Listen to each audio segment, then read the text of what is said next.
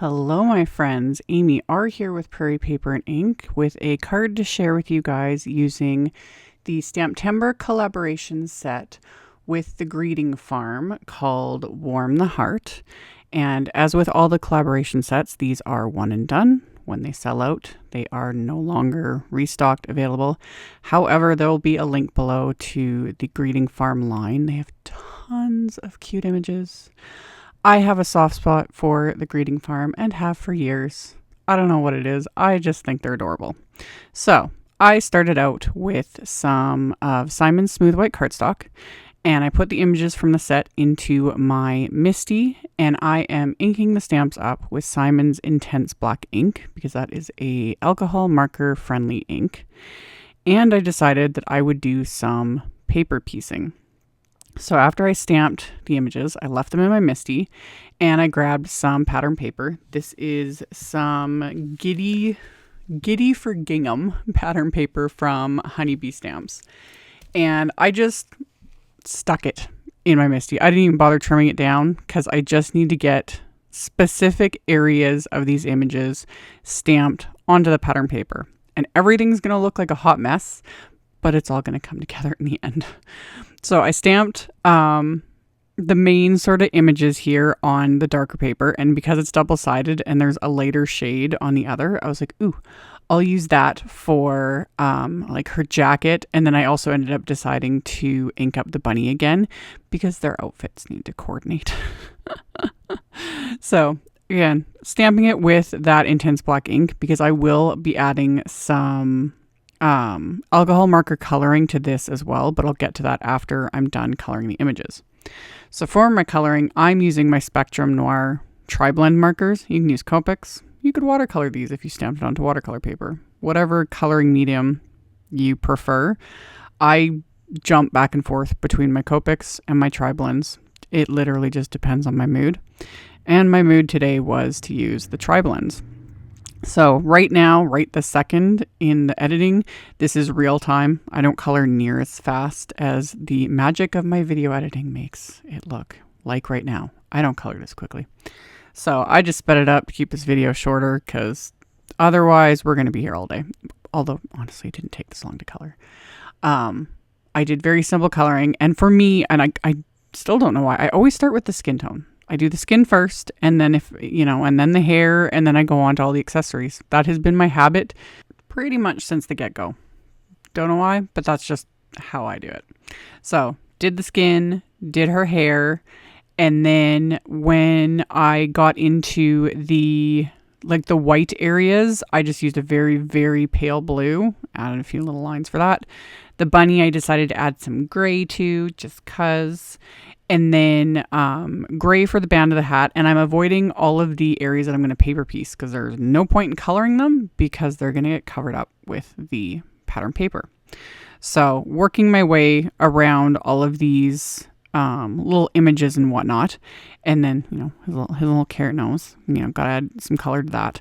And then I just use some pink shades for this little heart, for her pants and her mitts. And then I actually end up doing her scarf with these exact same colors later on because I changed my mind with what I was doing. And now for the paper piecing. My biggest thing with paper piecing is you need to add shading. Otherwise, it's just sitting there. After you've trimmed it out, if you adhere it on top, it needs some shading to give it that little bit of depth so that it fits in with everything else. And I've always done this with Copics. This was actually the first time I ever did it with my TriBlend markers because it's habit over the years. I always use like warm gray Copic markers to do my shading on pattern paper. The other thing to note with pattern paper is you more often will need to go a little bit darker than you think. So take a little scrap of the pattern paper, scribble your markers on it, let it dry. As like anything, it will look darker until the ink dries, which is very, very quick. It's not going to take you any extra time, but you generally will need to go a little bit darker than you would think to add some shading. So I just used 2 shades of I'm just trying to grab a marker here. I used the brown gray blend, so similar, just warm grays, and I used the darkest shade and the medium shade to do my little bit of, adding some depth to these images. So I'm going to paper piece her little toque, because that's what it's called in Canada. Other people call it like a beanie or just a hat. It's a toque. Anyway, added it to that. I did her little jacket with the lighter pink. The snowman's hat I did in the pink. You could do just the band or skip it all together, but I was like, no, they're going to have coordinating outfits. So the little bunny's hat is also the darker pink, and then his little jacket is the lighter pink, because that's just the story I've created for these characters. They are all in matching outfits. So added that bit of shading, and then I trimmed these out. And images like this are actually the easiest to paper piece and to just a fussy cut if you don't have the coordinating wafer dies, because they have such nice thick line weights to them that it's just, it is easy. Even these little pieces, they look a little difficult, but again, you could skip paper piecing like the little small parts. It's not necessary, but again, I had to create these little coordinating outfits for them. You know, once it was in my brain, it's staying there until this is done. So I just used my little Cutter Bee detail cutting scissors, and you basically cut like right on the line or right into the line. If one like this, where the line weight is thick enough that you can do that. Doesn't need to be perfect. My cutting never is. The next step is what helps with that, if that makes sense. Hopefully it makes sense. Anyway, trim it out. Even her little jacket. At first I thought, I was like, ooh, I might have a lot of little pieces for this. But once I actually started cutting, I was like, oh, everything's kind of connected. Simple. Love it. Love it. So the next step to make everything look seamless is I take a black marker. This is a Memento Tuxedo black marker. And I just lightly run it over the edge of all of these trimmed out pieces. And this just coats that exposed white core of the pattern paper, and it makes everything look seamless, so that when I adhere it on top of the images, it all looks like it was just meant to be there. So you don't have those exposed little bits of the edges of the paper. And then with the shading I added with the Spectrum Noir TriBlend markers, everything just works, and you see it as I like adhere it all into place. So I just quickly go along. I use just the brush tip of the marker and just the side of it and quickly run it around all those edges. The little button on her coat, I just colored that on the pattern paper because I was like, I'm not paper piecing that. It's tiny. No, just colored it dark like her little boots, and we're good to go. And then I adhere it, and once you pop it into place, everything starts to make sense. So I just used Simon's Craft Tacky Glue, and I have it in a little Gina K Precision bottle, and that also helps with some of these little tiny pieces. And yeah, as I was doing this, I was like, I'm pretty sure that's like her scarf and not the coat. So I trimmed that off the pattern paper and then quickly colored like the scarf area on the stamped image, and then finished everything, as you can see. So yeah, the bunny, he's coordinating. He's got his little darker pink hat to match hers, and his little lighter pink jacket, again, to match hers. And then even the snowman, he's got a dark pink hat too, because, you know, they've just got their ensemble. So got everything adhered into place. And at this point, I wasn't 100% sure if I was going to add highlights, but I did. I'll get to that later. So for my background, I took a piece of Simon's cotton candy cardstock, and I'm going to spritz it lightly with water, just a few little spritz. This helps soften the fibers in the cardstock so it embosses better. I lay out my flour sack cloth when I do this. This just keeps me from getting water absolutely everywhere. And I'm going to use one of Simon's 3D embossing folders. This is the Icy Snowflakes embossing folder. And for me, I use my Spellbinders Platinum 6 with the original platform, and I have 2 metal shims, and that's like the perfect sandwich for Simon's 3D embossing folders. Plus spritzing the cardstock lightly with water. It just gives the best results in my opinion. So once I got the cardstock lined up, I run this through the die cut machine, and it's going to press all of those snowflake details into this cardstock. You could always stop here, but of course I'm going to add like shimmer to this background. So I'm going to use 2 different distress mica stains, and I've shaken them up really, really well before I started filming, because you need to shake these up to get all that mica dispersed, because it settles to the bottom. You want to make sure they're shaken up very, very, very well so that you don't clog the nozzles. And I'm going to use Cocktail Party, which is much, much darker. So I'm holding it up quite high, which also means I got it absolutely everywhere, but I kind of didn't care because it's pretty. And then over that, I'm lightly spritzing Winterberry. And it's going to look like a hot mess. When you spray these, especially on like color cardstock, darker cardstocks, etc., these look like a hot mess. Like it looks splotchy. It's just kind of like, let it dry. Huge, huge, huge difference. And you don't need much. Like I'm very lightly like misting this, like not completely covering everything. But then you let it dry, night and day difference. Love it. Love it. Love, love, love, love. Shimmery, gorgeous, beautiful goodness.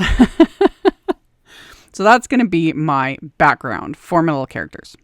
And then I die cut a scrap of white cardstock using one of the Simon's Nested Round Hearts wafer dies, because I wanted to stamp one of the sentiments from that collab set. And that sentiment was all on one line, which I didn't want. So I just snipped it apart with scissors. Didn't hurt the stamp. I can still use it as it was intended. But this way I don't have to fiddle with like masking and moving things around.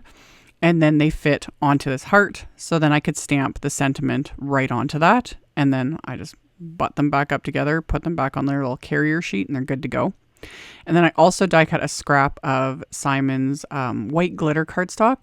And for that, I used one of Lawn Fawn's SLIMLINE stitched hillside borders wafer dies, because they need to be standing on some snow, because that's what they're doing, rather than just like floating in the air. They needed to be grounded. So, and grounded in the sense of what they're standing on. Not that they did anything bad. Anyway, I'm like going on so many random, just my thought process is all over the place. Anyway, welcome to my brain. So adhered that into place, trimmed off the excess, and then I wrapped some black and white baker's twine around the card base here, or the card front, using my reverse tweezers to hold it in place so I could tie it in a little bow. Once I've got that tied up in the way I want it, trim off the excess, and then I am going to pop all these characters into place using some Simon's foam squares. So one, it'll give them a little bit of dimension, and it will also adhere them really well because I've got, baker's twine in the way, and then there's like the pretty heavy texture of that 3D embossed background. So this just makes sure everything's adhered into place, as well as just kind of popping these up a little bit from that background. So once I got those adhered into place, the sentiment that I had stamped onto that die cut heart, I'm going to adhere with the craft tacky glue, stick that into place. And then that little heart from the set that I had stamped and colored, that I'm going to pop up with just a little sliver of foam squares. And it was at this point that I was like, yes, I do want white gel pen highlights. So that's what I did. I used my white Jelly Roll pen and just added little lines and highlights. Like I always say in my videos, I'm not following any sort of rules with light source. I just stick them wherever I think they're going to look good. I try not to overthink it, and I just go with it. So added them here and there, added a bunch to her hair. That's always, I think, one of the funnest things with the Greeting Farm little characters is they have a lot of hair. Kind of like dolls. I think that's another reason why I like them, because it's like you can really have fun coloring their hair. So anyway, after I did all that, for the inside of the card, I'm just going to stamp that main image as well as a little heart with just a very pale pink ink. I used Concord & Ninth's Ballet Slippers ink. Stamp that, and then lined up another sentiment from that set. And I'm going to stamp that with black ink. Once I've got that stamped into place, that finishes the inside of the card. And then I'm going to adhere the card front to the card base with the craft tacky glue, and that finishes off this card. So I'll turn on my flashlight to try and show the sparkle and shimmer of the background. So hard to show on camera, but in real life, oh, chef's kiss. And that was it. So there will be links below the video to all of the supplies used. You can check out the collab post and everything else that the Greeting Farm has to offer. Thank you all so very much for joining me today and watching me make this card. Thanks to Simon for having me on their channel. And I will see you all very soon in the next one. Bye.